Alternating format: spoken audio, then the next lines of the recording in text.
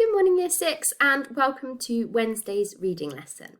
Now, I'm going to be going through day 2 on your reading flip chart based on the poem "'Twas the Night Before Christmas." Hopefully, yesterday you managed to download the poem and have a read of it.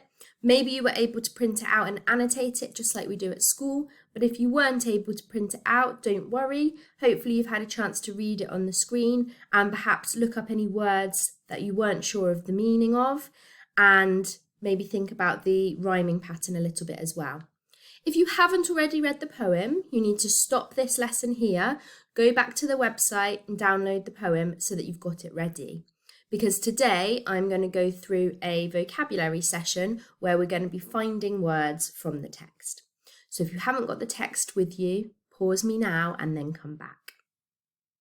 Okay, the first thing that I want you to do is scan back through the poem and see if you can find the names of all the reindeers that are mentioned in the poem. So pause me here and note down all of the names of the reindeers you can find and come back to see if you've got them all. Okay, well done. You should have got 8 reindeer names. So you should have Dasher, Dancer, Prancer, Vixen, Comet, Cupid, Donner and Blitzen. So well done for finding all of those. We are going to have a look now at synonyms. Okay, so I have got 5 words from the poem on the screen, and I would like you to try to come up with a synonym for each of the words from the poem. If you've forgotten what a synonym is, it is a word that means the same thing. So pause the video, have a go at coming up with synonyms for the 5 words that you can see. Well done. Hopefully you have come up with synonyms. I'm going to go through a couple of possible answers. So you might have something different, but that's fine as long as it means the same thing. Okay, so a synonym for creature could be animal, for example. A synonym for visions may be images. A synonym for miniature could be tiny. A synonym for droll, now this is a little bit of a difficult one. If somebody is droll, it means that they are funny or they have a good sense of humour. A synonym for dread, in this case, could be fear. If you are full of dread, you are frightened of something, you are worried something is going to happen. So well done if you managed to come up with some synonyms. The next thing that we need to do is look for some antonyms. So again, I have picked 5 words from the poem. It will probably be helpful for you to find the words in the poem so that you can see the sentence they are used in, and that might help you to understand their meaning if you're not sure.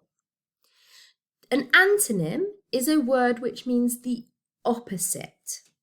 Okay, so pause this video, find the words in your text and see if you can come up with words that mean the opposite to the words in the poem.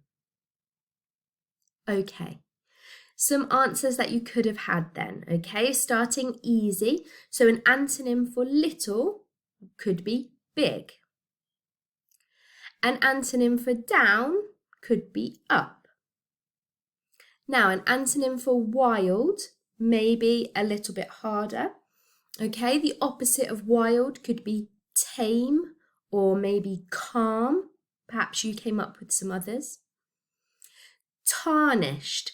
Now, tarnished is a word that you might not know. In the poem, it says that his clothes are tarnished with ashes and soot from the fireplace. And so tarnished means dirtied. Okay, so an opposite, an antonym for tarnished could be clean. And then lastly, an antonym for full would be empty.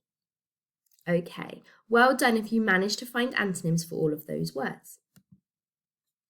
Now your activity for today can be found on the website underneath the link for this lesson, and you have got a vocabulary grid just like the ones that we do in class. There are 9 boxes for you to fill out. Remember that you must find and copy the word from the poem. So don't get an idea from your head. It has to be a word that's found in the text.